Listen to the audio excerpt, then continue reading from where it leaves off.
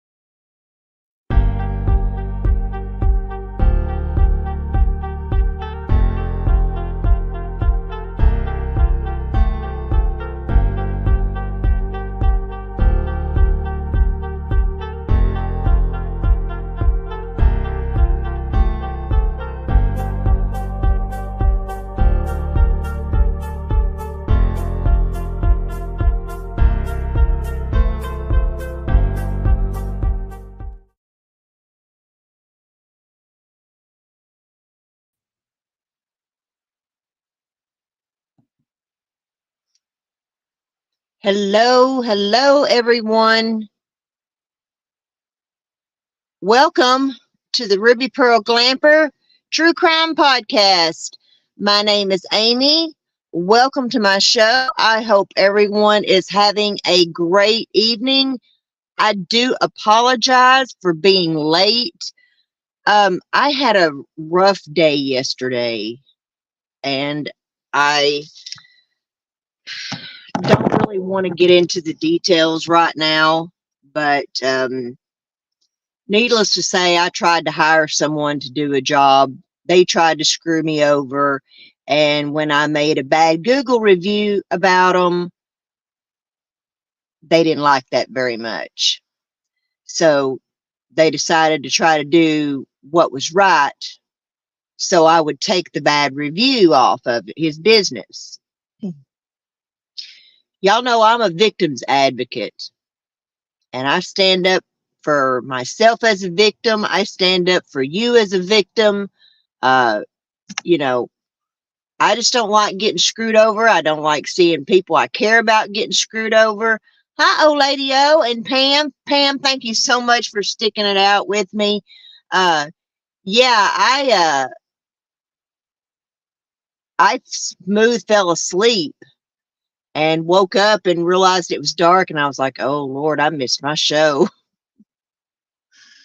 But yeah, I tried to hire this guy to do a job, and I ended up trying to do the job myself, which I knew better. I shouldn't have even tried to do. But that's what happens, you know, when the people you hire don't do the job. You either got to find somebody else or do it yourself. And I seem to have trouble with finding people to help me. It doesn't matter if people are, if it's a favor, or whether I'm paying you at a discount price, or you're just doing a good deed, or I'm paying you full price. You know, it just seems like I seem to have the hardest damn time finding dependable people to do anything for me. And needless to say, yesterday was a pretty rough day. Me doing shit I should have never been doing, and woke up today and I cannot even move. Like, my hands hurt, my butt hurts, my back, my whole body hurts. But anyway, yeah, you know, people try to screw you over, or they do stuff, and then when you call them out on it, they don't like that. But I'm the type of person that, you know, you might screw me over, but I'll be damned if I'm going to let you screw anybody else over. And that's what these Google reviews are all about.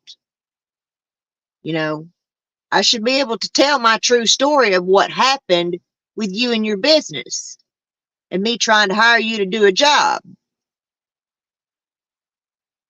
So, needless to say, I hope that dude learned a lesson yesterday. I will not be calling him anymore. I don't care how much he apologizes, because I know that he stood there and lied to my face. And I know that he was just trying to kiss my ass and blame it all off on his employee.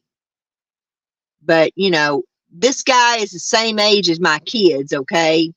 I can tell when these kids are lying. I can tell when people are covering their ass to, you know, get out of trouble and lie about it.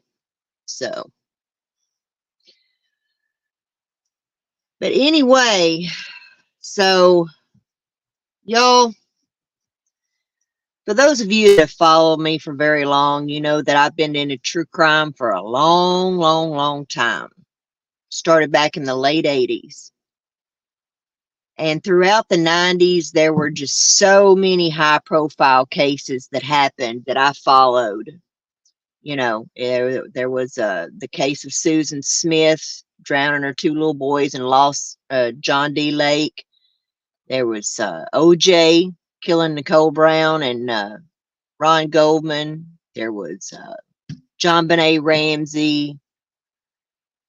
There was, God, there's so many cases that I followed. But I have a list of cases that I call my baby cases. And these are my top 10 cases of all times that I want to see solved before I die.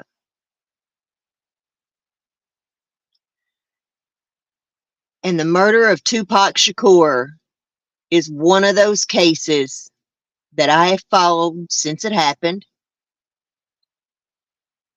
I cannot begin to tell you how many years, we're talking since 95, 96, between the quad shooting and then the ultimate shooting in Vegas. Yeah.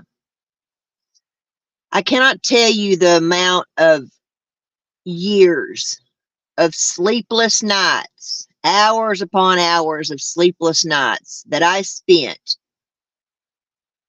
on the internet as an armchair detective. Can't sleep, I'm going to wake up and I'm going to solve the Tupac murder. Can't sleep, I'm going to solve the John Benet murder. Can't sleep, I'm going to solve the murder of Biggie. You know,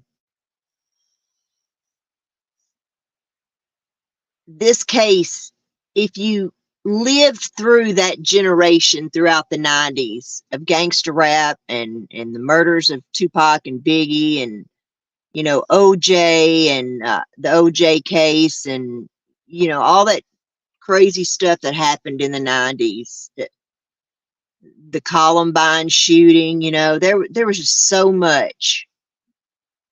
But this is one of those cases I can tell you where I was, what I was doing. Can't tell you what happened yesterday or the day before or even this morning.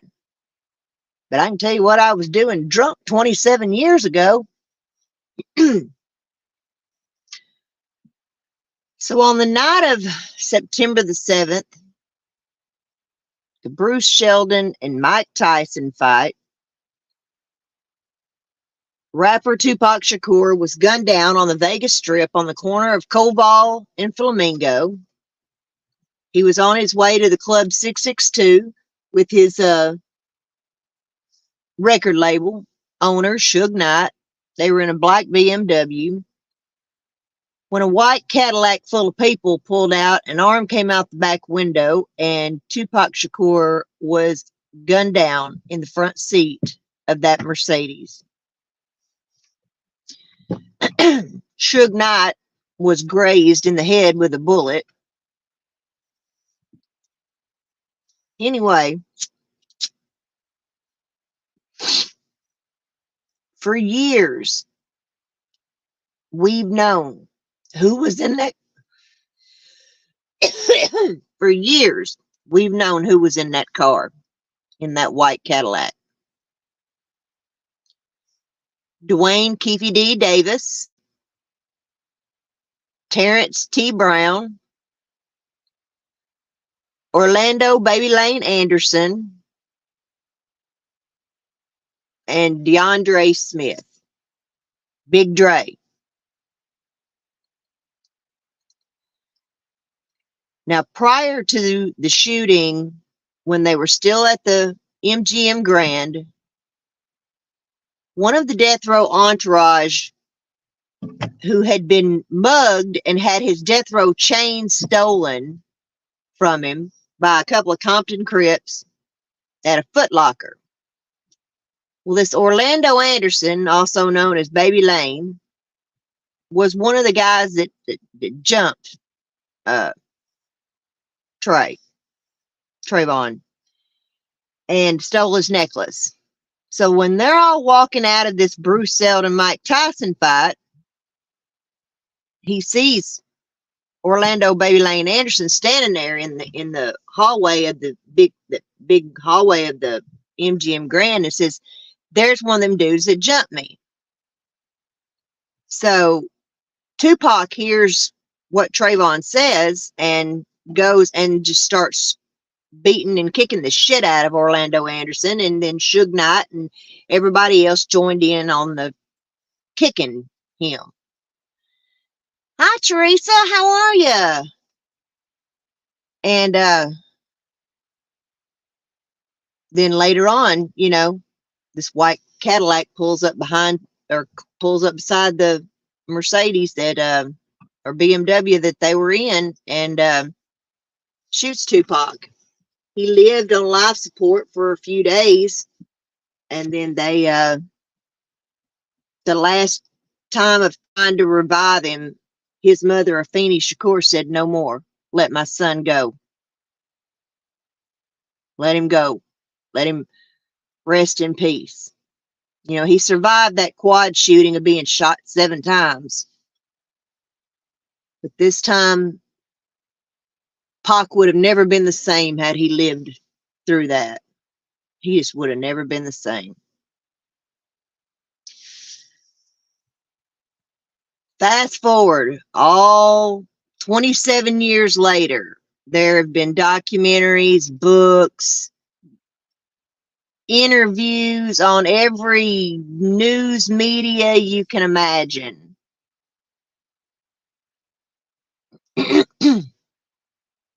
Finally, the last living person who was in that car that provided the gun to the shooter has been arrested and charged with the murder of Tupac Amaru Shakur. Keefe D. Dwayne Davis. Here a while back, they raided his home. They took a bunch of computers, they took bullets, they took all kinds of stuff out of his house. And here we are. They had a grand jury hearing, and Keefe D has now been indicted for the murder of Tupac Shakur. Now, a lot of people ask, why is it taking so long, and why now? Why is he being arrested now and all this? And some people, know about, the other investigations and stuff, and where Keefe D was given immunity in what's called a proffer agreement that he made. I believe it was back in 2010.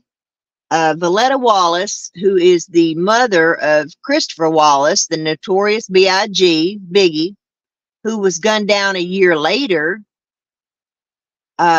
sued the LAPD because she believes that LAPD were involved in the murder of her son, Christopher Biggie Wallace.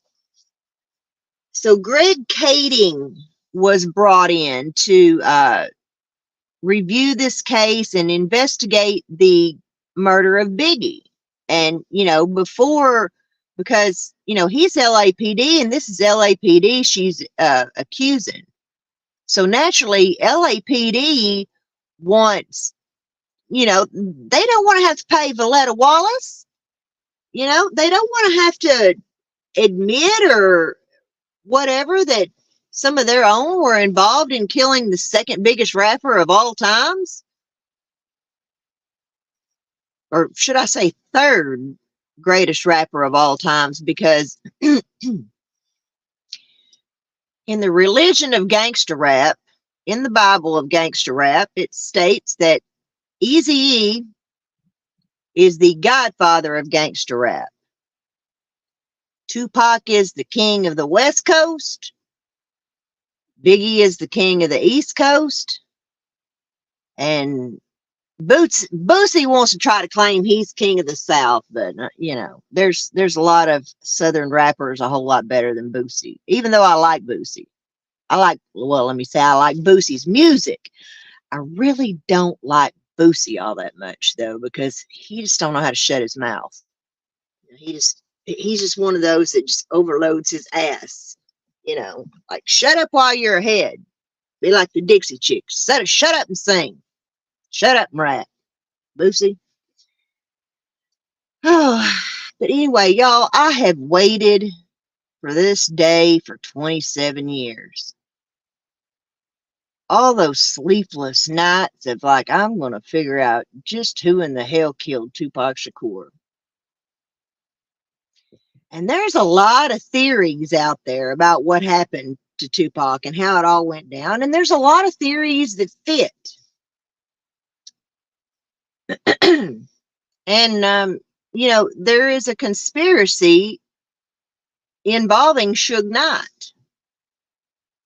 And while I do believe that the people in the white Cadillac that night were the people that I named, I still hold Suge responsible for it all,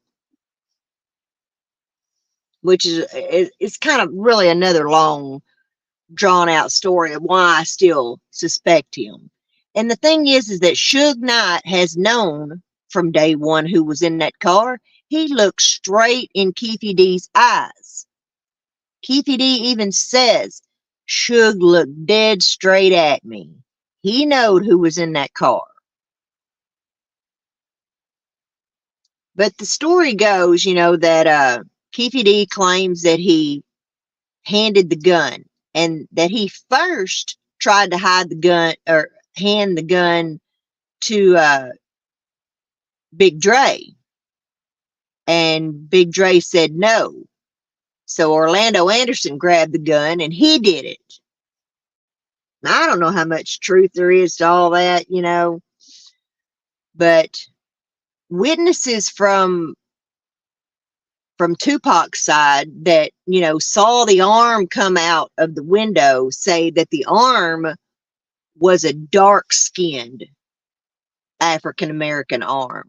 It was a much darker skin than Orlando Anderson is. And the only person in that car that it could have been was Big Dre. So there's a lot of people that still believe it was actually Big Dre that fired the shot that killed Tupac. But the gunman has been pinned as Orlando Anderson, which is Keefy D's nephew. But anyway, you know, I just never believed that this day would come. You know, considering that everybody's dead except for Keefy D. But what happened and how this all came about was that during this investigation with Greg Kading, you know, Keefy D's been a suspect all this time. He's in all the investigative documents pertaining to Tupac's murder. So when they do this investigation into Biggie's death, because Valletta Wallace has filed this gazillion-dollar lawsuit, naturally, if you're going to investigate Biggie's murder, you have to investigate Tupac's murder because they are linked together.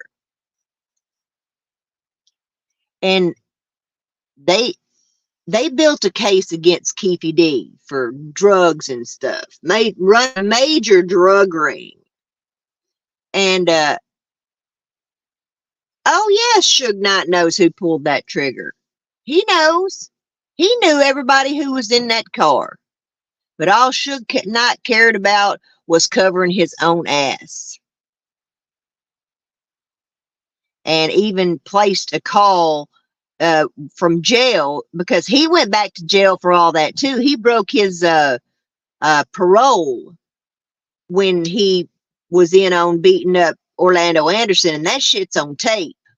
So, you know, he couldn't talk his way out of that one. But he dadgum sure tried to get Orlando Anderson to say that Suge didn't do anything, which, you know, I mean, he couldn't deny it. It was on tape. So, that dude is right where he belongs. And I hope they stick them two in a cell together and they can discuss it. They can discuss how they're both going to spend the rest of their lives in prison. And that they're both responsible for killing the greatest rapper of all times. Suge allowed this to happen. He allowed it to happen. He should have never had his artist in on any of his gangbanging bullshit. But that's what Death Row was built on. Death Row was built on drug money and gangbanging. And all these people that worked for Suge, their Death Row were all part of the mob Pyrus. And then you got the Southside Crips, who Puffy and them were involved with. And, you know, Southside Crips and the mob Pyrus have been enemies since the beginning of time. So, you know, this just, but you know, Pac knew how he was going to die.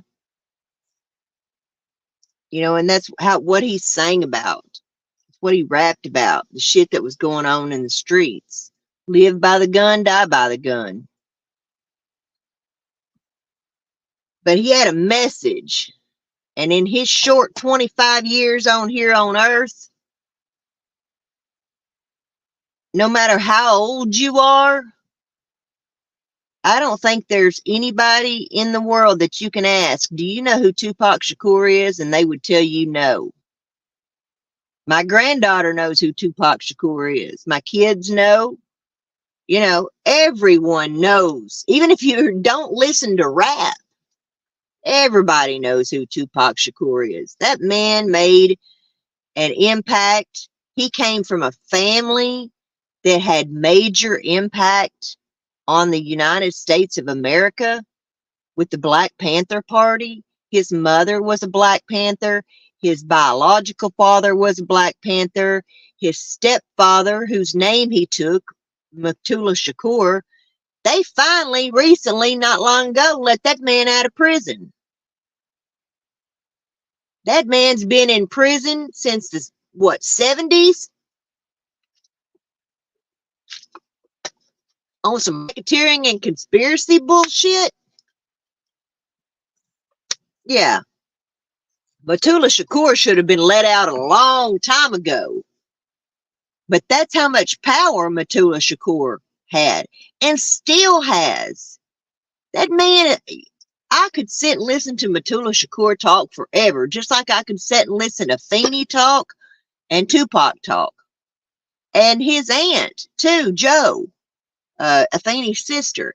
I could sit and listen to those people talk forever. They are just so wise, you know, just very wise. And when you have somebody that's not only educated, you know, school-wise educated, but to have the street smarts that they had. I've always said that street smarts will get you further than in life than any book. And that street smarts are more useful in life than any book. And, you know, when I say the word street smarts, you know, that that covers a wide variety of things, such as if I'm an alcoholic and I'm going to rehab, I want to talk to somebody who's been there, who's been an alcoholic. I want to talk to somebody who's been through a divorce. I want to talk to somebody who's been through a sexual assault. I want to talk to somebody that comes from a divorced family as a child. And, I don't care how many books you read. It can never compare to the knowledge of experience. So, I said, I don't want to talk to some psychiatrist who's never been through some of the crap that I've been through or whatever, or a, a rehab people, or, things. I've never been to rehab, so I don't know how all that works, but, just see, just say, whatever my issue is, I want to talk to somebody who's been through the same issue and not somebody who's just had 4 years of book college. That's my thing. Wasn't his mom or sister the one that gave him all the music equipment?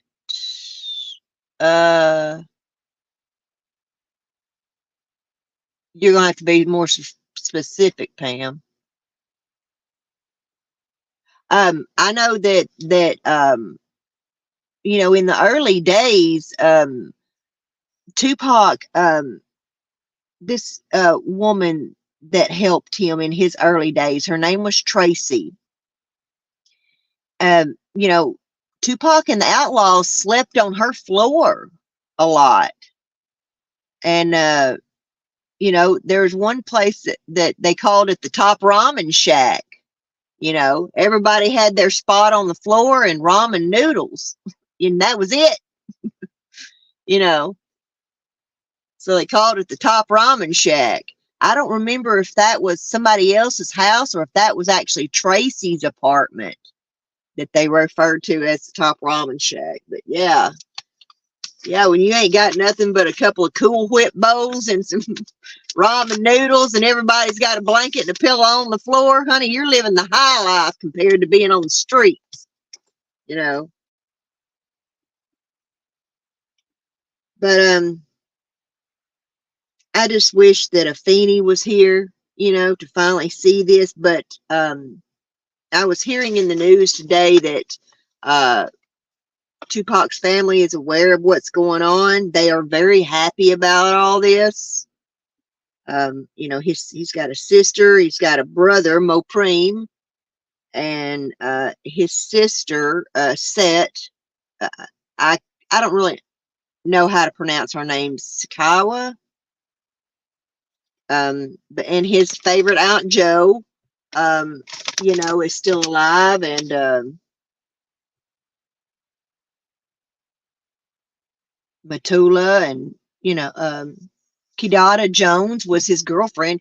Kidada Jones was there in Vegas with him, and he made her stay at the hotel instead of going to Club 662 with them, because she'd have been in the car too. And if you don't know who Kidada Jones is the daughter of legendary Quincy Jones, the Quincy Jones. No, Tupac, as far as we know, never had any children, allegedly.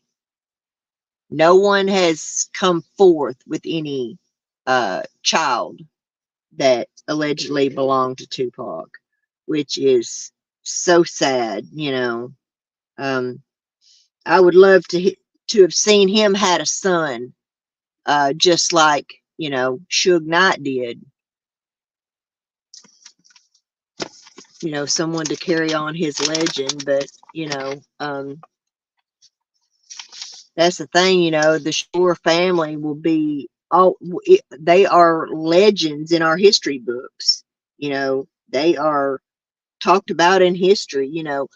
His mother, Afeni Shakur, represented herself in court when she went to jail. Uh, when she was pregnant with Tupac, when she went to jail, she represented herself in court and was exonerated uh, from her stuff and involvement in things that Matula had been locked up for, and things going on within the whole Black Panther Party. Yeah, she represented herself and got off. So that woman's in the history books forever. But I tell you what, that I don't know what it is, and growing up white, and white culture, and living in the suburbs and things like that, it's so much different, you know, from growing up black and in the poor communities and ghetto and things like that. But you just cannot imagine the way that I see them, the way that I just see that they are just so wise. And that's me. I'm a truth seeker. Nah, he wanted to date Janet Jackson. Pam. He wanted to date Janet Jackson. Uh, they did that movie together, Poetic Justice, and but yeah, Janet Jackson was a little out of his league, I think. So, but that would have been a hell of a pairing. Tupac and Janet Jackson. Wow, that would have been something. But no, he dated. He was gonna. I believe that he was gonna marry Kidada. They talked about it and stuff. So,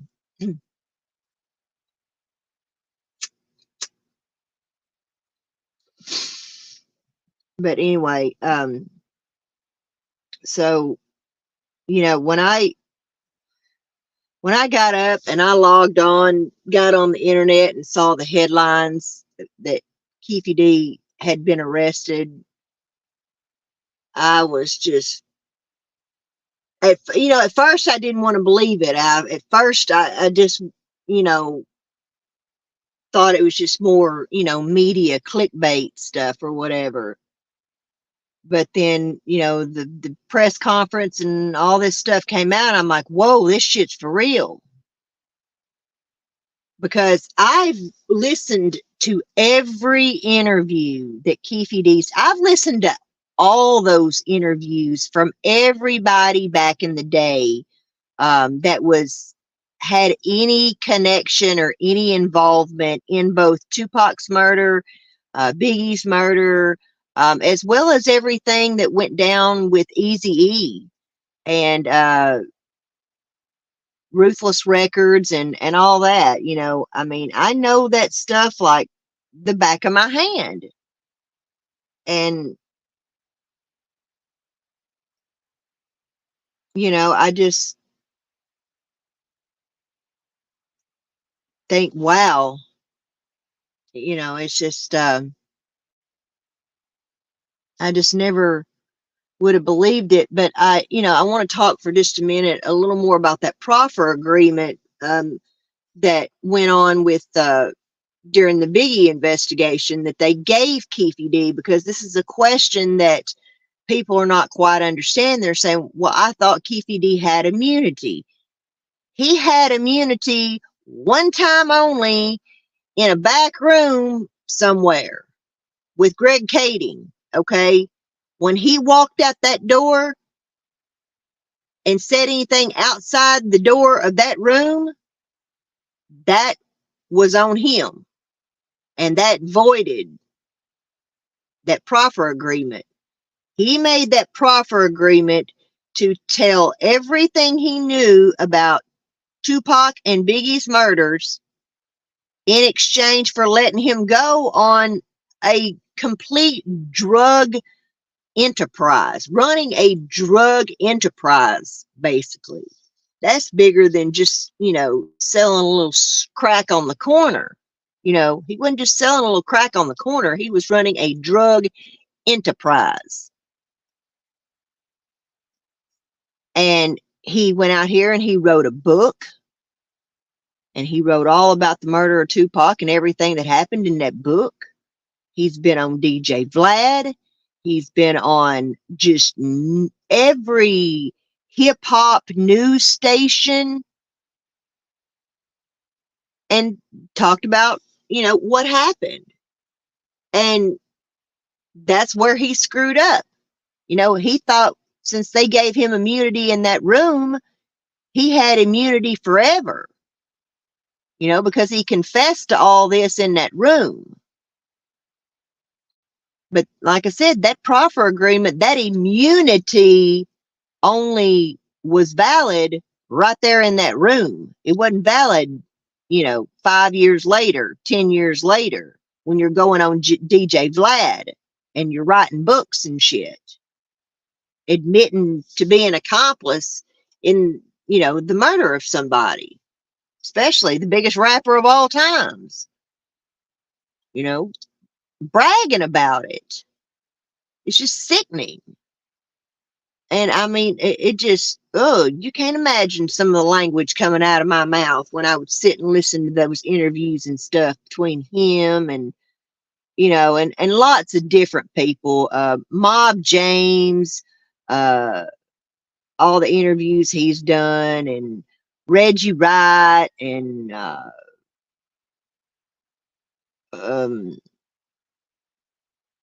Frank, Big Frank, who was Tupac's bodyguard. Whew, that man was good looking. But anyway, he did a lot in the aftermath of Tupac's death. And, that poor man ended up taking his own life. And I think his wife had asked him for a divorce or something. I don't really know what happened, but he ended up taking his own life. But the thing about Big Frank was that he always felt responsible because, they were told not to carry guns that night and all kinds of stuff, which was all completely awkward, against protocol, different stuff. But something about not wanting to catch gun charges in Vegas or whatever. But anyway, and I just don't think that he ever got over what happened. I don't think I've never gotten over it, and I wasn't even there. I've never gotten over it, and I never met Tupac Shakur in my life. A girl I know did, but, so that's my claim to fame. But, she told me, she said, he is a little bitty dude. Little bitty dude. But she met him in Florida, I think.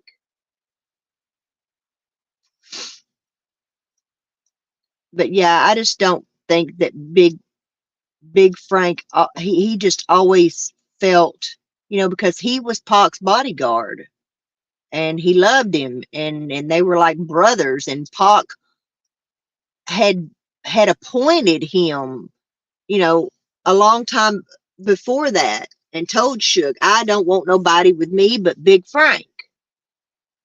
And I just don't think that he ever got over all that, and so he carried that loss and that depression with him throughout his life, after all that happened. And yeah, I sure wish Big Frank was here to see this too. Now, of course, don't even come at with me. Don't even come at me with no innocent until proven guilty shit in this case. I will slap you in the mouth. Don't even come at me. And he's innocent until proven guilty. No, hell no, he ain't. He confessed about 1,000 times. No.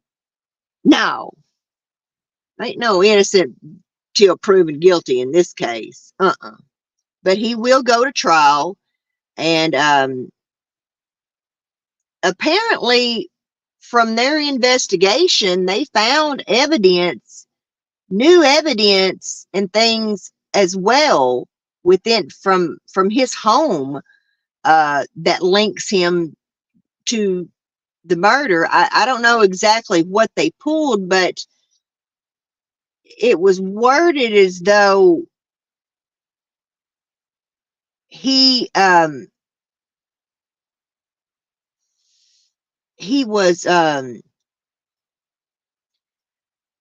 what's the word I'm trying to say? He orchestrated this. That they found evidence that proves Keefe D basically orchestrated this hit. I don't know if it has anything to do with him going around saying, I gave Orlando Anderson the gun, or I gave Big Dre the gun. But either way, he provided and gave the gun to the person that shot Tupac. So he is an accomplice. But the way I heard one of the media outlets describe it today was that evidence that he orchestrated this. So I'm really not sure what's going on. Yeah, Big Frank was the only one Pac could trust. And that other guy, I don't really, that was one of his bodyguards, I don't really care too much for him. And he died mysteriously too. I don't really much care for him, but in the end, he did, and he had his gun, but he was sent to Club 662 because he's the only one that refused to not carry that night. So he got taken off Tupac. That's why there's all this conspiracy that this was orchestrated by Suge Knight and Reggie Wright. Suge Knight or Reggie Wright, depending on which conspiracy you believe. Believe me, there's a lot of conspiracies, and there's a lot of things that make sense and fits.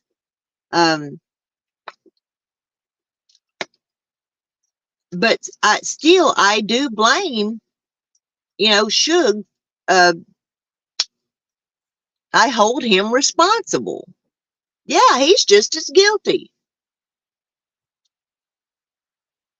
He should have never let Tupac get in this mess.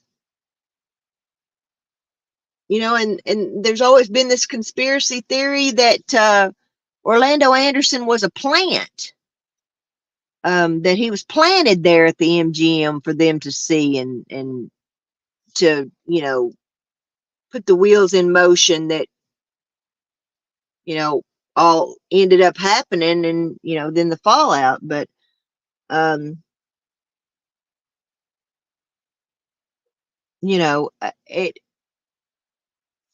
here we go with wrong and right. And the reason why we can't have an eye for an eye, okay? Pam, let's pretend that I steal your necklace, and then you come and beat me up. Well, and then I turn around and shoot you for beating me up. Do you understand how ridiculous that is? Like, I committed the first crime. Should I not respect that you would seek revenge? Because I know if it was vice versa, I would seek revenge. So to go from one crime to, you stole my necklace, so I'm going to beat you up, and then you're going to come back and kill me for beating you up for stealing my necklace. The crimes never end. It just goes on and on and on. So that is why we can't have an eye for an eye justice, because, the killing would never end. The crimes would never end. And, like I said, I know that Suge Knight has known from day one who did this, and saw who was in that car, and all he cared about was covering his own ass. And then want to stand and say Tupac was my best friend. I loved Tupac, blah, blah, blah, blah, blah. Well, geez, with friends like that, who needs enemies? That's just what's always made me sick about the whole mess is, that whole no snitching policy mess. It just doesn't make sense. If you want to resort to an eye for an eye, have a reason. Let the courts do their job, and then if the courts don't do their job, then go on with your bad self and take care of it. Do whatever you feel you got to do to get justice. But we got to let the court system work first. That's only right, in my opinion. So does anybody have any questions or anything they want to ask me, or regarding the Tupac shooting, or about any of that kind of stuff that happened? Because like I said, I know this story like the back of my hand. This case has been one of my top 10 baby cases, and I can, finally check it off. Hopefully going to be able to check another case off of my baby list, and that's JonBenet Ramsey. They finally got some wheels in motion going on in Colorado, and went and dug around and found out that there was a bunch of evidence they took that was never DNA tested. They're wanting, a lot of us have been screaming to have the genealogy testing done on the DNA profile that was found, that they have, but now they've come to find out they've got a whole bunch of other stuff that was sent for testing but never tested, or was allegedly sent for testing and never tested. I don't know. I don't trust the Colorado police as far as I can throw them in this investigation, because they bungled it from the very beginning. But hopefully within the next year or so, maybe we may find out who JonBenet Ramsey's killer is, and she may finally get some justice. So that'll be another baby case checked off my list.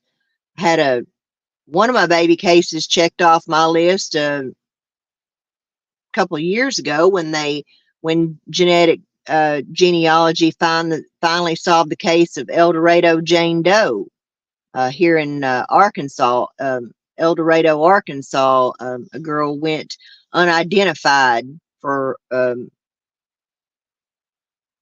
30 years, and finally genealogy testing, we finally was able to find out who she was. So,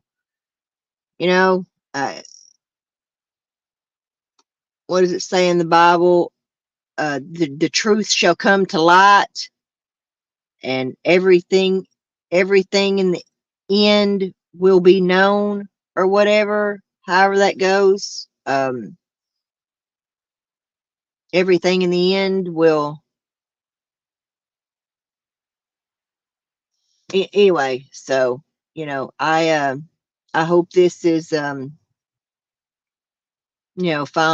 it's just a shame, crazy to see all these, cases from the late 80s and throughout the 90s that, they're still working cases. They're still, ongoing cases. And if you saw my last live that I did, you will find that another one of my baby cases had some closure to it, if that's what you want to call it. But one, it's not really closure, but once somebody's dead, they're gone. You can't say, hey, wait a minute, I forgot to ask you this, or wait a minute before you go, would you please confess to your crimes? You know, you can't do that once somebody's gone. It's just done. It's over with. I learned that when my dad died, and there's nothing more you can say or do. So, it just ends when that person's life ends. And so, if you get a chance, please watch my last live. One of the suspects in the Boys on the Tracks case died Friday, and it was very emotional and very disheartening thing for me, but it is what it is. Greed is the root of all evil. Absolutely. Everything in the end will come to light, and we will see it as it really. Exactly. That's what I was trying to say.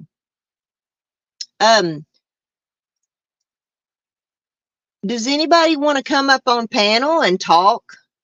I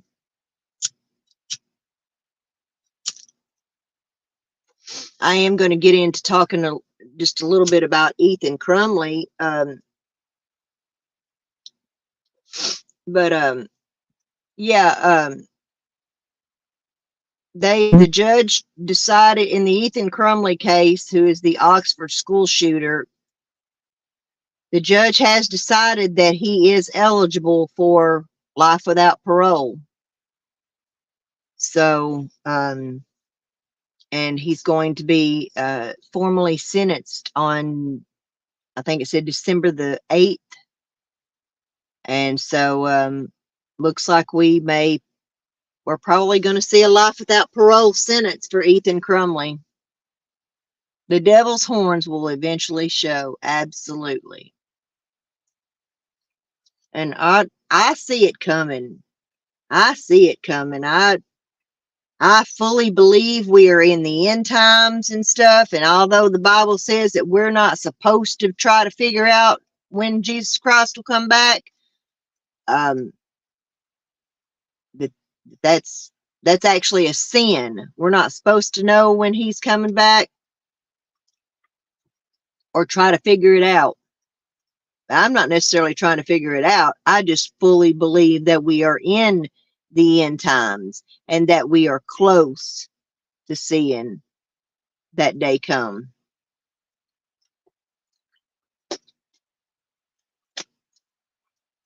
I don't know. We'll talk about whatever. If you want to come up, or anybody else wants to come up, well, I don't mean just anybody else, but yeah, you have to be somebody I know, because I don't want to be getting porn bombed.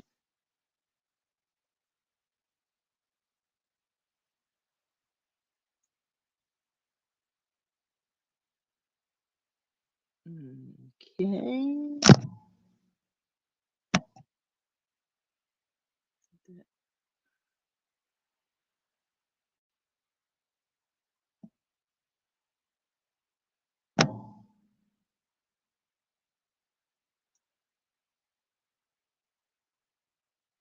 Let's try that. See if it works.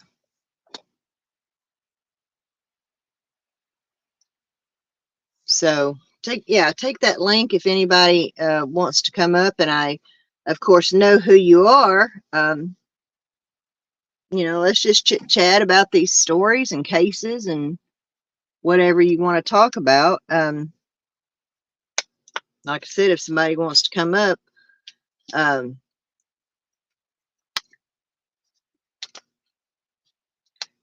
as far as I know, Keefy D will have it like a hearing in a couple of days or whatever, some type of formal hearing.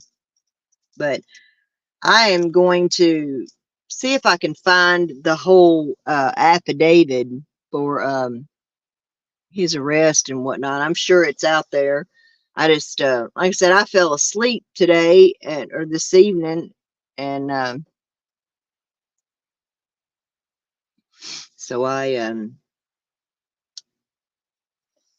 haven't been on the internet much today. Oh, I can barely move. Oh. But anyway, so, it's not my decision what happens to Ethan. There she is.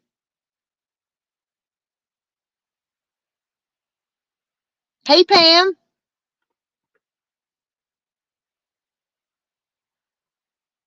Are you there? I don't think it's on mute. Are you on mute? I'm sorry. Yes, I was on mute. Oh, okay. Oh, no, here we go. So what's up? Oh, not much. Like I said, I've been in bed all day. Man, that stuff wiped me out yesterday, doing all that stuff that I should Well, have never why been am I doing. hearing? Well, wait a minute. Let me go back and cut you off out of my chat because it's replaying it or something or another. Oh, okay. Hang on. Maybe I won't cut myself off. Maybe you have to put YouTube on pause. I'm trying to. Okay, let me try this again. Hang on. I'm Okay. here. Just hang on a minute. Okay. Let me. Maybe I got it cut off. I don't know.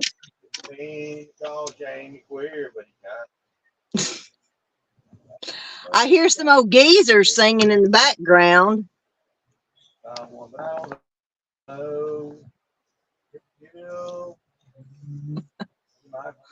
We need to start a band, Griff. Well, shoot. Where am I at here now? Come on. I Give can me hear thing. you. I know, but I can't pull it up. Hang on, because it took me to StreamYard, and then I was trying to cut YouTube off, and now I got to figure out where you at. Well, I hear is Griff singing. Yeah, he's singing all right. Jamie being a queer. Jamie, dude, you're ugly as sin. Get a Huh? mask. I said, Jamie, dude, you're ugly as sin. Get a mask.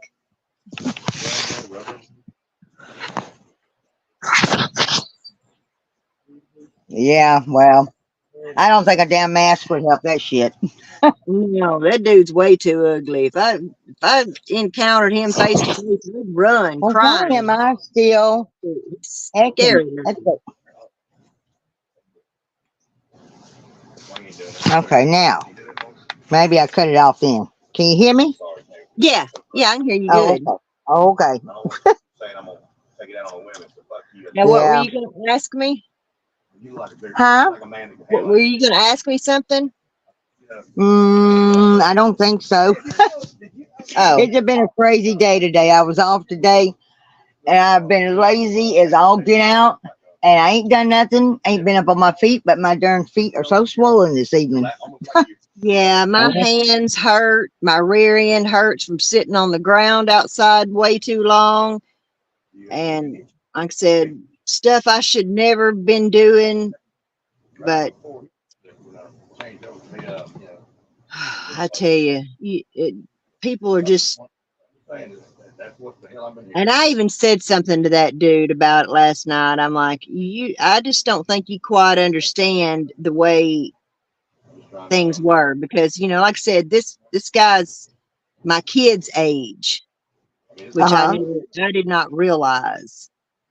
And then you're gonna send some even younger kid down here, and yeah, it total mess. I'm sorry. I don't know what happened or what's going on, but I hired this guy to do a job on my RV, oh, and then he sent one of his employees down here, and then the employee gave me this quoted charge, and I'm like, what the hell? I can't pay that. And I'm like, this dude is is taking advantage of me. And so I Uh-huh. wrote a bad Google review on his business. And then Well, you he's should have. blowing my phone up at 8:30 last night. What the hell's going on? What are you? I'll be down there in a minute. No. I'm like, and I just told him. He's like, I worked hard to have my good businesses. I worked hard. I don't care. You screwed me over, and now you're standing here lying to my face about it, and you're blaming it all on your co-employee. Honey, you don't think I ain't told these same lies before? I mean, Yeah. you know, at the end of the day, I hope he learned a lesson. You know, when you say you're going to do something, do it. You know, and then you got all these people out here writing reviews on his business saying, oh, he was efficient and did great work. No, please, you should call him. He's a great guy. You know, that was not my experience with him. And I should be able to write what my experience is with you and your business and tell the truth. Yep. And even though once he came down here and, you know, more or less jerry-rigged the shit to get me to shut up and then beg me to take that bad review down, I went ahead and took it down. But that don't mean that I don't still stand by every word I said and that I Right. will not ever call that guy for business again. I don't care how much he apologizes. You know, Well, don't you're give just them no trying reverence. to fuck up and kiss my ass. You know, I would have never heard from that guy again had I not written that Google review. I'm Would sure have you never wouldn't heard have. from him again. I'm sure you wouldn't have. And I know I wouldn't have. And I told him that to his face. He was just standing there mumbling. Well, I would get in touch with the Better Business Bureau. Yeah. That's what I would do. Well, yeah, I mean, you know, the guy is my neighbor. I don't want any problems with him, but still, you know, what he did to me was wrong. And then, like I said, he wanted to try to blame it on his employee and all that. This is your business. You had the final say so. You had the final deal. But no, you sent some 15-year-old kid down here, you know, and tried to screw me over. I mean, I'm a little older and a little wiser than you are, buddy. You don't think ain't been down this road before?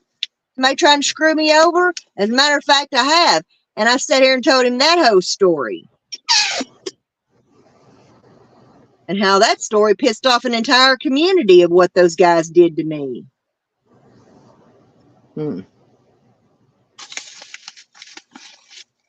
Well, so like I said, I damn sure won't be calling him ever again, but I hope he learned a lesson. I'm sure he did. Well, let's just hope he did anyway. Yeah. But talking about darn reviews now, I used to write the hell out of some damn reviews, especially restaurants and motels when we were traveling, when we were going from state to state. That's right. You know, and a lot of them, and mainly the reason why I started doing it was because they said they were, you know, pet friendly. And so when you call up there and you know, book a room and you tell them what you have and everything, you get there and then say, oh, we don't accept pets. Well, that's not what your website shows. And it says you're pet friendly. You know, it'd be this X amount extra, you know, for a fee, and it's non-refundable. But then you take my money, but when I get here, you're going to tell me you're not pet friendly and you don't, and you have no place for me to go.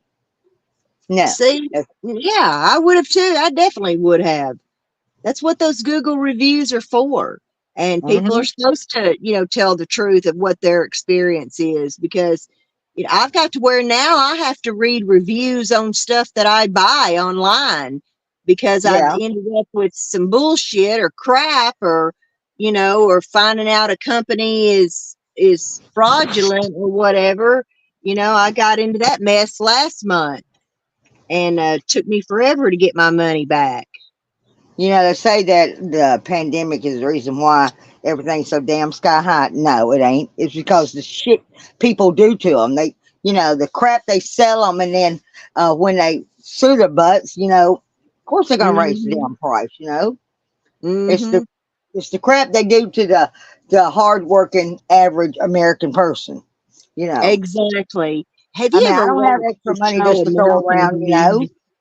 And I'm not Yeah. gonna pay for something extra just to let me stay there with my pet when you already Mhm. charged me and you're pet friendly and it says it in your window and on your website. No, I don't play that shit. Right. Well, have you ever watched that show American Greed? It's narrated by Stacy Keach. Um, We have watched Stacy it Keach played for the a good while. warden in Prison Break. Uh-huh. Uh, Stacy Keach played the warden in Prison Break, but he's a also a narrator, like kind of like Morgan Freeman, and Uh-huh. he narrated the show American Greed. But Yeah, man, I've seen it several times. I mean, I don't watch it enough here lately to amount to anything. I don't watch much of anything anymore. yeah, man, that show, some of the stuff that these people are able to pull off and do and scam millions of dollars out of people. Uh-huh. That shit is wrong. Oh, hell yeah. It's That shit wrong. is so wrong. And it's us, the average hardworking people, that have to suffer for it, and it's the people that are stealing and stuff and robbing these stores blind and whatnot. Do something to them, Girl, you just prosecute wouldn't them, whatever imagine. you have to do, but don't make me suffer for it and have You to would pay a not have, higher price, or be yeah. treated, be searching my shit and all that, making sure I didn't steal nothing, Oh, I know. I mean, I'm there every morning at work by 4:30, and I'm at work doing my work at 5 o'clock, and the store don't open up until 6. And it's just not our store. It's every store that you want to go into if you really look close. And sometimes you don't really have to look that damn hard. But I mean, the stuff that people, and I'm not guilty of stealing, but I'm guilty of, I didn't want to take something back to exactly where it's supposed to be. And, you kind of set it where, just right hmm there, hmm especially if you're in line, and saying, well, I really don't need this. I'll wait till, or, Yeah. ooh, I might better put something back because I didn't quite have enough money. You don't go back. But no, these people put shit in the weirdest damn places, empty hmm packages of stuff they Yeah. stole. Yeah. I mean, they don't care what it is. I mean, I Yeah. found, uh, God, this is right after I got started. Uh, they come out now with these sample imitation crab meat. Like you can eat it My on the daughter go. buys that stuff. Huh? My daughter buys that stuff. Well, somebody got some, and either they didn't like it, or they was afraid they was gonna get called, or whatever. I don't know. But anyway, they shoved it up in the damn potato part of my friend's potato chip out, and I was, putting up my stuff and doing, straightening up, and I kept smelling something. Now I kept asking Oh, several people. God. I said, "Do Ugh. y'all not smell this?" Yeah. I said, "Does it not smell like fish or a can of cat food that got open or hmm whatever?" Yeah. Ooh, I can Well, imagine that couldn't shit was find it, smelling right. and I went to move a bag of darn chips to because Mm. I was checking dates on stuff. That's what I was doing, and there and behold was that damn open plastic container that. Oh my God! I thought I was gonna puke. Oh, God. I can imagine, because I know what that kind of stuff smells like when it goes bad. you But know. that Yeah. But you can't imitation. go hide it like that. I mean, of course, I'm not a thief, so Yeah. But You know, you see people put back a pack of meat once they get to the checkout, and it's laying on top of the candy bars and stuff, you know. And Oh, yeah, most definitely. That was like the other day, young lady that she's new. Well, I was getting ready to go on break, and I had to go to the bathroom, wash my hands, all this kind of stuff. And there was a gallon of milk sitting over there in a buggy. I'm saying, okay, maybe the lady's in the bathroom, you know, or whoever it was. And I come back out, and there wasn't nobody in there but me. And I come back out, and I said, is there somebody in the men's bathroom? I said, there's a gallon of milk and some, I think it was some juice in this buggy. Oh no, she didn't have enough money, so she just left it right there. And I looked at it, I said, wait a minute. How long has this been sitting over here? She said, oh, just a little bit. I said, and you don't think it needs to go back in the refrigerator? Oh, well, that ain't my job. I said, excuse me, it is your job, and you best grab it and take it back to the cooler. mm. See, Pam, what I have trouble with, and this kind of goes back to the incident that happened yesterday with that guy, is I don't adjust well to change. I'm a No. creature of habit, and I don't adjust well to change, whether it's that a store stops carrying a food product, to moving, to whatever it may be. And I just can't function in today's society the way it is, this new form of customer service, and this going in places, and you've got a bunch of employees like at a Lowe's or a Sutherland's or a Home Depot or something, and go in there, and these people are supposed to know about the products that they're selling. And I'll be damned, you go in every one of them. Excuse me, can you tell me what aisle the nails are on? I don't know. Go ask so and so. I think they're down there on aisle 10. Or, you know, I went in Lowe's one time asking for a certain kind of washer, and couldn't Uh-huh. find nobody in that store that knew what in the hell I was talking about. You know, I worked at a store called Home Quarters in Little Rock, and over on Chenal, and it was a big old humongous store, kind of like precursor to Home Depot and Lowe's and all that stuff. Uh-huh. And I worked in the tool corral a lot, so I had to learn about saws and drills and tools and all the stuff that we sold in that section and in that department. I mean, I even had my own register. So I had to learn about all those products. And in customer service and things like that, I was always taught, you don't ever tell a customer, I don't know. You say, I don't know, but let me find someone who does, or let's see if we can figure out this together. You know, I don't say, oh, I think they're down there on aisle 10, maybe. I'm not sure. Ask John, you know, ask Pam. You know, you just don't talk. Hello, how you doing? But, you know, this, like I said, this new form of, you know, having to do so much online shopping and self checkout and all that. And then, you know, just the way the world is with this generation gap, you know, the kids that our generation's kids and below,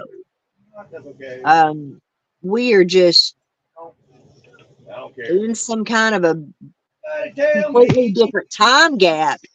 And I think maybe it's because, you know, one of the things is we got our ass whipped growing up. You can't whip Yeah. a kid's ass now. And you damn sure can't whip a kid's ass in Walmart when they're throwing a damn temper tantrum wanting a candy bar or a toy. Oh, I can't. But Oh, Sundays, my gosh, that hurts. so we've got the timeout generation versus the ass whipping generation. And, Yeah. you know, it's just a completely different generation, and things that I just can't function. I just can't think the same way. I can't, you know, and And like my two girls, that's two of the hardest working kids I've ever seen in my life. They will show up when everybody else calls in sick. They'll come to work sick. They'll, cover everybody's shifts. My daughter's going through a whole lot right now. She's the manager at Ulta, and they're getting a new GM. So they're short a manager. So she's having to work a lot of extra manager shifts and closing and things like that because they're short a manager Right. now. So, but they're in the process of getting this new GM. But until then, my daughter's the one that's been taking up all the slack and working all the shifts and stuff that the other manager don't want to work. So she's getting kind of taken advantage of her and, her hard work and everything. But that's what I raised my kids on and taught them was the old school, way of customer service and working and all that kind of stuff. They'll go to work when they're sick. They'll go to work on their birthday or Christmas or when Thanksgiving, whatever they got to do. They'll take the shift where somebody calls in, at the last 5 minutes, and you're throwing in clothes and got to go to work. I raised them that way, and I've sat and watched, especially with my youngest daughter, I've sat and watched her just be completely taken advantage of because she was a hard worker where everybody else wouldn't pull their own weight. And she's still constantly, she's always calling me about being aggravated, having to go back and redo somebody else's work and having to, cover their butts and clean their section or do what they were supposed to do, and things like saying thank you and you're welcome and come back again, and and that kind of stuff. You just can't get it out of that generation. But I didn't raise my kids like that. So in this way of life, she's getting taken advantage of. Yeah, most definitely. It seems like Hello. it. Well, look, I've got to go to work in the morning, so I'm going to get off. Okay. And, but I appreciate it. Probably close What? out. I said I think I'm going to probably close out here in just a minute. Sounds like you better take something for your throat there. Yeah, I don't know what. I guess from being out in the weather and all yesterday. So what do Could you be that think darn about mess Ethan going around. Crumbley? Huh? I said it might be that mess going around that started out with us with the scratchy coffee, just irritating little I hope it's cough, just. I think it's just cigarette coughing, but anyway. Well, what do you think Yeah. about Ethan? Do you think Ethan ought to be given life without parole, or do you think they should give him a chance at parole?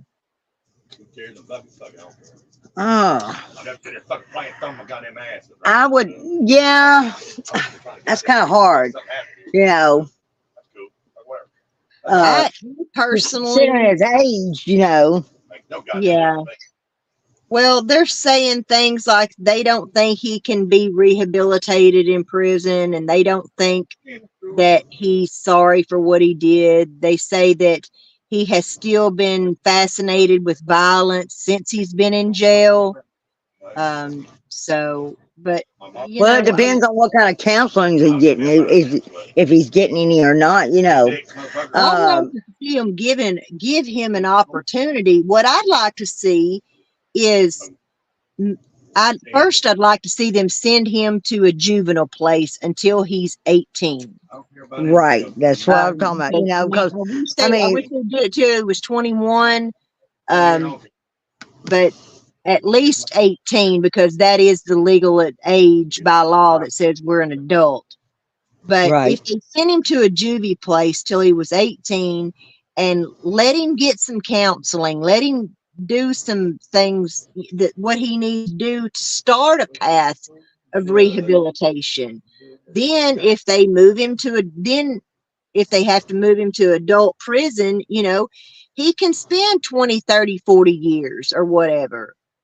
And maybe by, 20, 30, 40 years, he could be rehabilitated. We don't know. We can't stand here today and say absolutely not. He will not be rehabilitated. Or I mean that I've been trying to ask for the last 35 minutes. but I think that I he mean should he's too young to given stomach. some In chance my of it in opinion, the he's too future. young to say that he can't be rehabilitated. You know. Right. I just don't think he should be a throwaway. I mean, they threw Jason Baldwin in prison when he was 16 years old. And, it's a wonder that he's come out on the other side of all of it. Relatively, he don't hold any more anger or bitterness against the whole, thing. And, him and Damien both have truly amazed me at, and that's self-rehabilitation. That is complete self-rehabilitation and bettering themselves.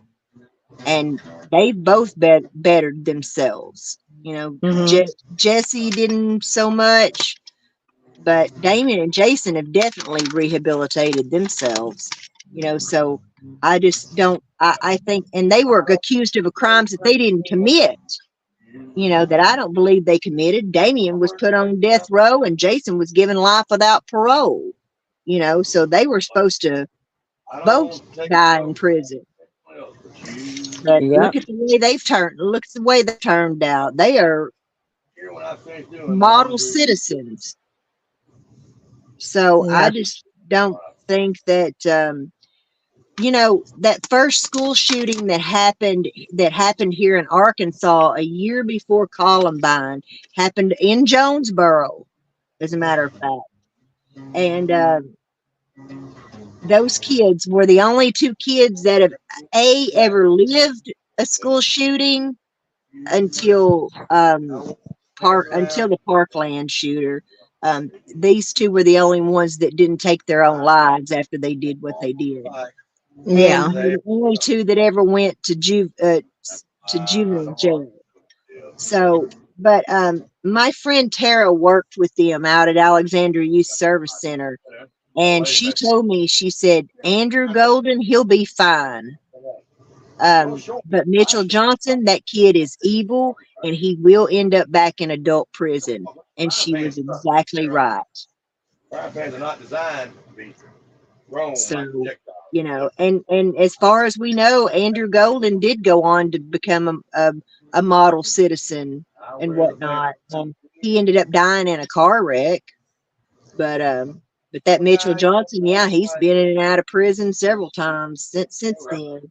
So, at least I just think at least give the kid a chance in the future. I'm not saying give him a 5 years probation or something like that. No, he needs to pay for what he did.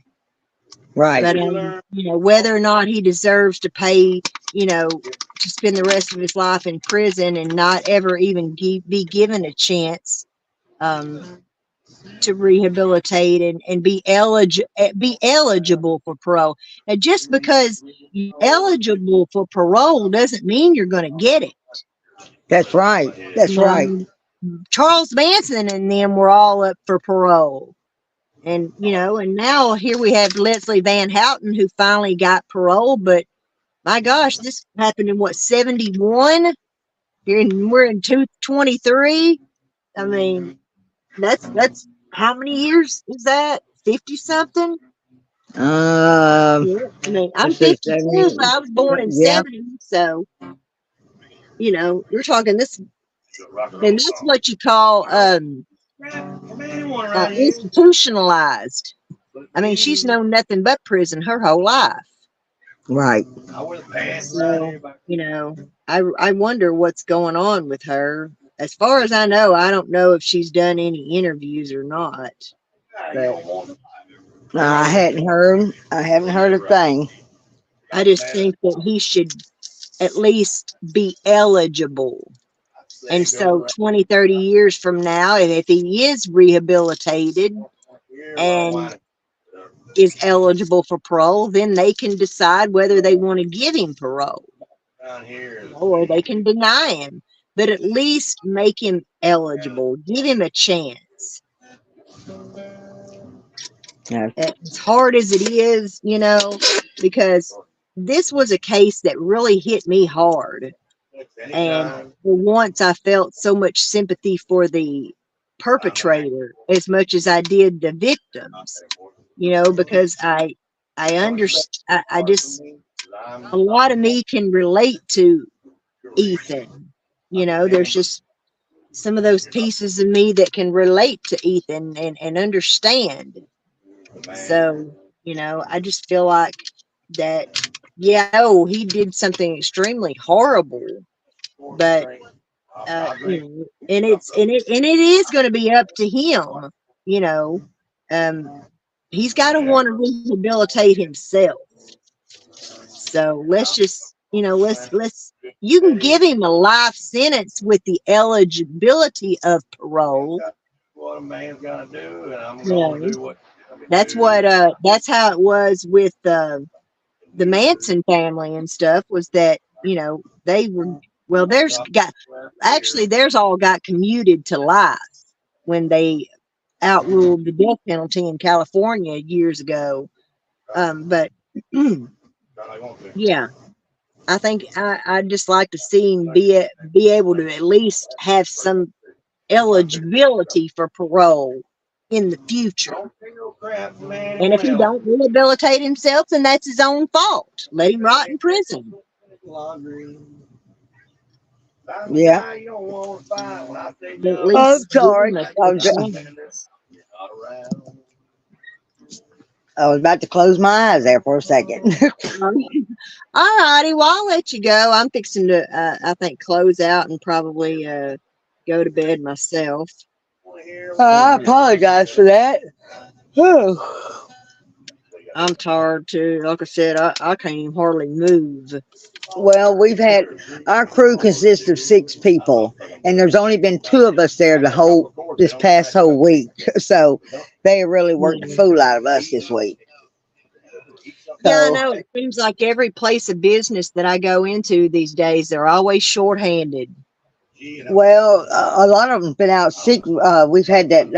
They had that stomach bug going around, and then me and 2 other girls. One works with me, and then another one. We all had this what they call that flu B mess. Started out with the head congestion, and went to her chest, and then you end up with diarrhea a few days later. Yeah.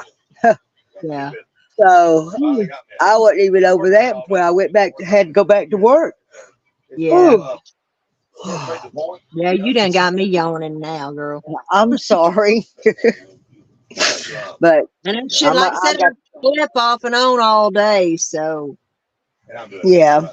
Man, I can't hardly move. Thank God the toilet's next to me. All I do is have to get up out of the bed and scooch over a foot to go to the bathroom. So right. That's one of the other joys about living in a camper.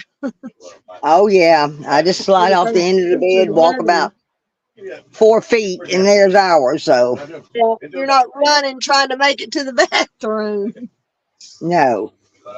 So, all right, sweetie, well, I enjoyed it, and I'm glad that one of your dreams is coming true about seeing Tupac's killer. Yes, absolutely, absolutely. This is just when Rick told me about that, I said, I guarantee you, Amy's gonna go live, and he said, you think? I said, oh, I know. Oh yeah, anybody that knows me very well knows that this was one of my baby cases.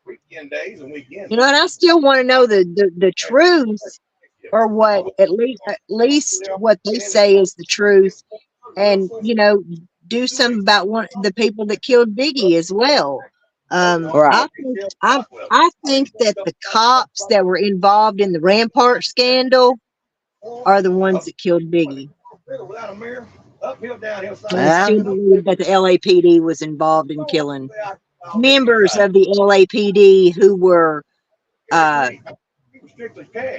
had also worked for Death Row. I think were responsible for killing Diddy. And I also think that the were involved. What was that group? The Nation of Islam.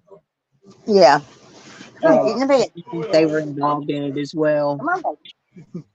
Yeah, Max done come in here and wanted to jump in the darn bed, so he's Max, gonna cut this light off then. Max, sweet. I saw that video you put out the other day. That was pitiful. Which one? The video of him pretending to be sick. Oh, did you hear that little cough he did? Yes. I said, I know you just didn't cough. He turned that head. He deserves a Golden Globe for that. That was so funny. I said I was gonna start my YouTube page, but I don't think I can handle that crap. Yeah, I just don't know about this YouTube, Pam. I've been here for a couple of years now, trying to build this channel, and I cannot get into the algorithm. Only people that follow me know my channel's here, and because I don't ever make it into the algorithm. Yeah. And I'm buried under all the drama and hate channels and stuff, and I've been thinking about leaving again, because I'm just tired of it, and I'm thinking, is this the right time for me to walk away from true crime forever? Until YouTube decides to change their genre.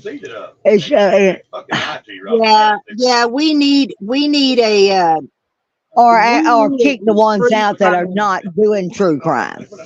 Exactly, because that's what needs to be done. Because these people have infiltrated the true crime genre. They might have started out true crime or talking about the Summer Wells case or whatever, but now they're all just a bunch of drama channels. Yeah, maybe we need to start a petition to get it changed. Get out of the genre that like I want the people to follow me that are interested in true crime. Right. I don't want this whole gang of people that are instigating and starting all this drama. I don't want those people. I want the people that are interested in these cases and interested in true crime. But I feel like even the viewers only care about the drama more than they do the true crime cases, Yeah, here that's in our area. Yeah, most definitely.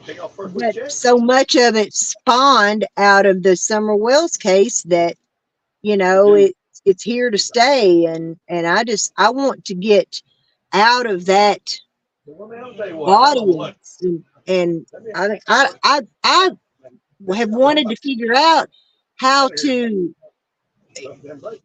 get that audience that wants to hear true crime and have a chance for people to even see my videos and say, oh, I like this girl. She talks about a lot of interesting things. Or I just don't care for this girl. I don't care for her channel, and move on. But if you don't even have the chance to see my videos to decide whether you like me or not, then, that bothers me. There's got to be some type of solution. I don't know what, but there's something.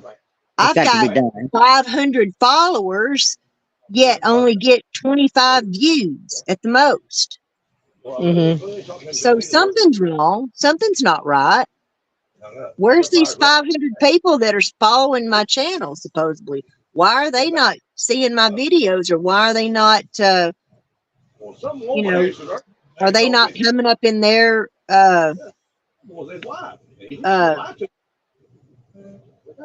things to watch, or is it not in their algorithm? Am I not even making the people's algorithm that do follow me? I mean, I just don't understand what's going on. And all these tricks and stuff that they teach you to do to have a successful channel and stuff, it just hasn't worked. Be out there for a couple of weeks. Yeah. How many days? So, you know, aside from asking Kim Kardashian to tweet my channel out and get people to follow me, I don't know what else to do. Well, you just go right ahead. I bet she would. She should. I mean, she's a victim's advocate too. I know it. She's gotten involved in the criminal justice system. You know, she got them women out of prison that were in their own dumb stuff and had been in way too long, way much longer than they should have been, on, you know, just small time drug charges and stuff. Oh. All right, sweetie. Well, I'm gonna let you go. I'm gonna figure out a way to get out of this whole.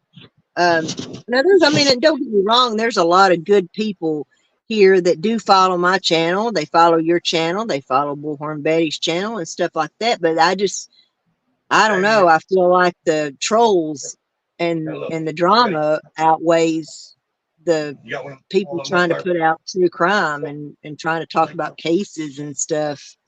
I mean, some people have just taken true crime and turned it into pure entertainment. Yeah.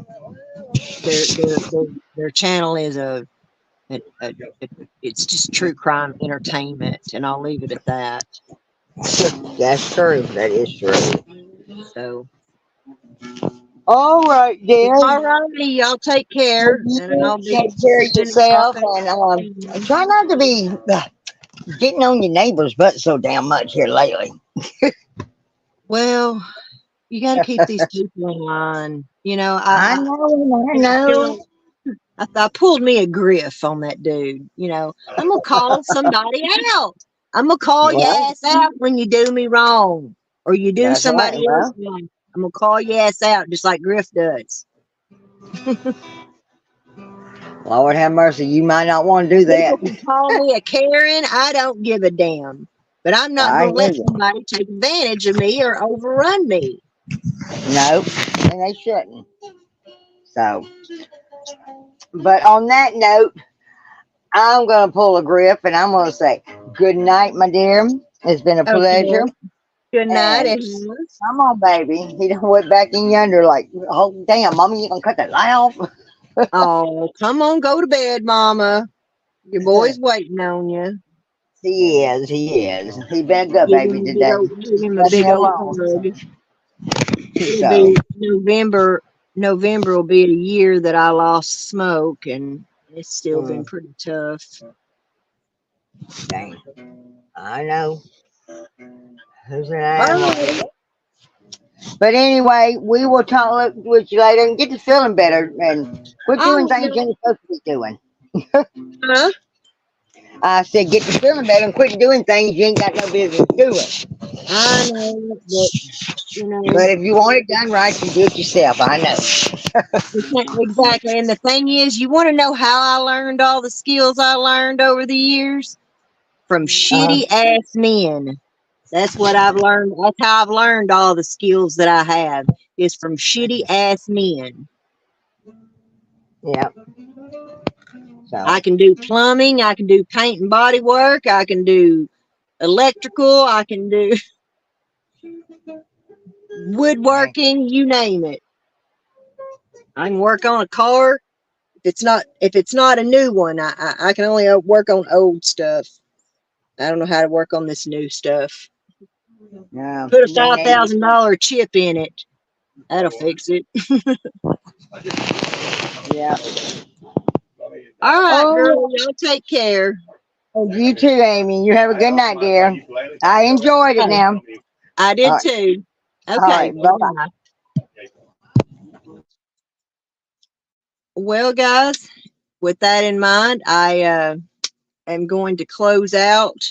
And of course, I will be, talking more about the case with Keefe D, and we'll see, where this goes, and, when he goes to trial and everything. And, I just hope that everything works out. I hope that they do find him guilty for conspiracy to kill Tupac Shakur, or accessory, or whatever, flat murder charges, whatever it is they, are going to do with him. He deserves it. He knows he deserves it. He's been out here bragging for years and years and years, telling anybody that would listen, what he did.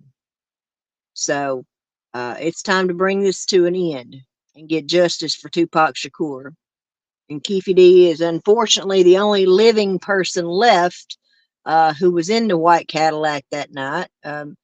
Big Dre's dead.